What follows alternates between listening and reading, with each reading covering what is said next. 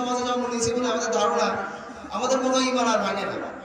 আসলে আমাদের ঈমান কিন্তু ভেঙে যায়, অনেকগুলো কারণ আছে।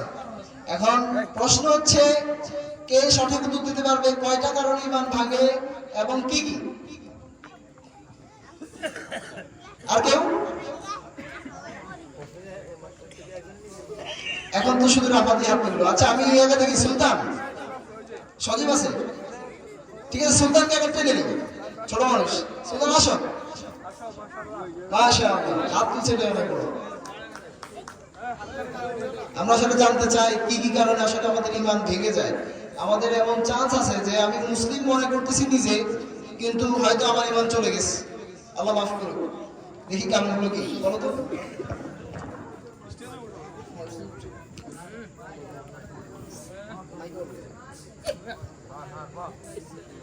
ঈমান শব্দের ঈমান ঈমান ঈমান ভঙ্গের কারণ 10টি।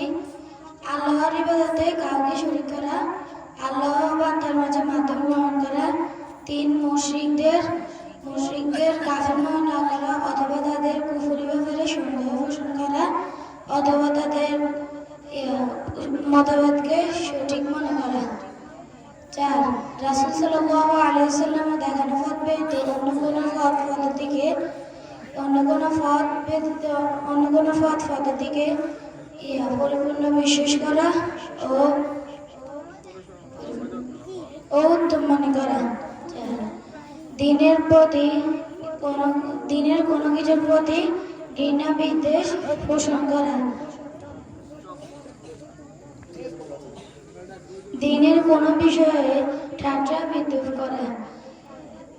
7 জাদু করা, মুসলিমদের বিরুদ্ধে মুশরিকদের সাহায্য সহযোগিতা করা, রাসূল সাল্লাল্লাহু আলাইহি ওয়াসাল্লামের আনিত শরীয়ত ব্যতীত অন্য কোনো জীবন পরিচালনা করলেও জাত পাওয়া যায় বলে মনে করা,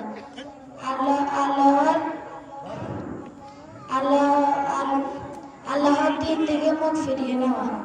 মাশাআল্লাহ, সবাই বলি মাশাআল্লাহ। সে 10টা কারণই বলছে। দেখুন, এখানে খুবই সিরিয়াস কিছু পয়েন্টস কিন্তু সে বলছে। আমি জানি না আপনারা খেয়াল করছেন কিনা।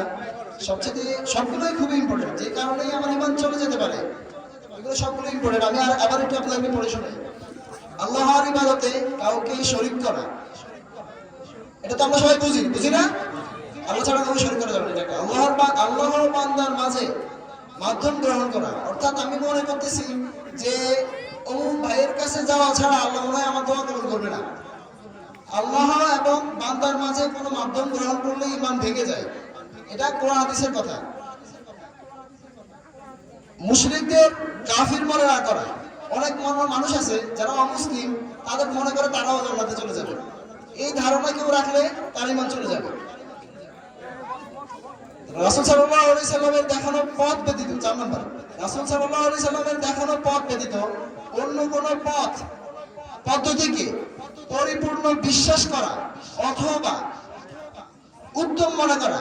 আল্লাহ রাসূলের দেখানো পথ, আল্লাহ রাসূল যেভাবে নামাজ পড়ছে, আল্লাহ রাসূল যেভাবে দিন পালন করছে, সেটার বিরুদ্ধে, সেটার সাথে সাংঘর্ষিক এমন কিছুকে উত্তম যদি কেউ মনে করে, তাহলে তার ঈমান চলে যাবে, সে মুসলিম আর থাকবে না। খুবই মারাত্মক ইস্যু।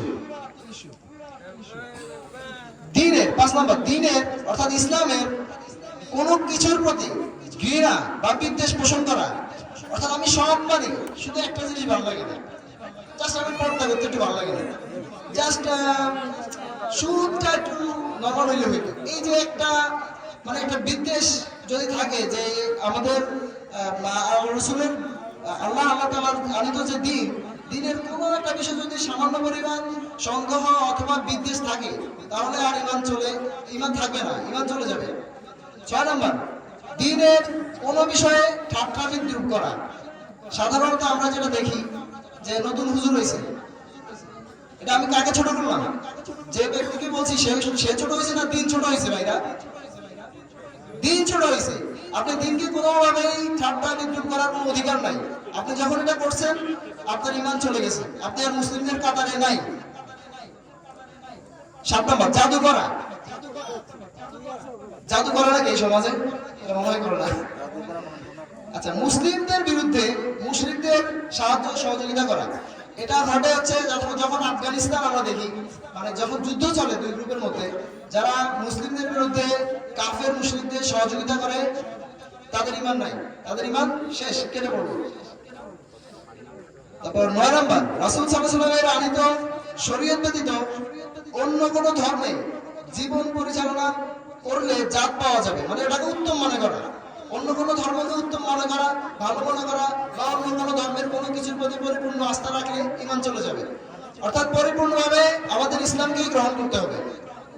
10 নাম্বার, আল্লাহর দিন থেকে মুখ ফিরিয়ে নেওয়া, অর্থাৎ আমার আজান দিল, আমি মসজিদে না যেয়ে অন্যদিকে চলে গেলাম, এটা আমার মধ্যে কোনো রেখাপাত করতেছে না। দিনের কোনো বিধানের প্রতি যদি আমাদের এরকম মুখ ফিরিয়ে নেই, অর্থাৎ আমরা আল্লাহ রাসূল যেদিকে আমাদেরকে আহ্বান করছে আমরা যদি ঠিক বিপরীত দিকে চলে যাই, তাহলে আমাদের ঈমানও আমাদের সাথে সাথে চলে গেছে, ঈমান আর থাকলো না। প্রিয় ভাইরা, আল্লাহ রাসূলের একটা মারাত্মক হাদিস, খুবই আমরা যে হাদিসটা পড়ে অত্যন্ত আতঙ্কিত থাকি, সেটা হচ্ছে শেষ জামানায় একটা মসজিদে ভরপুর মুসল্লি থাকবে, ইমাম থাকবে, মুয়াজ্জিন থাকবে, কিন্তু একজনেরও ইমাম থাকবে না। এটা সেই জামানা।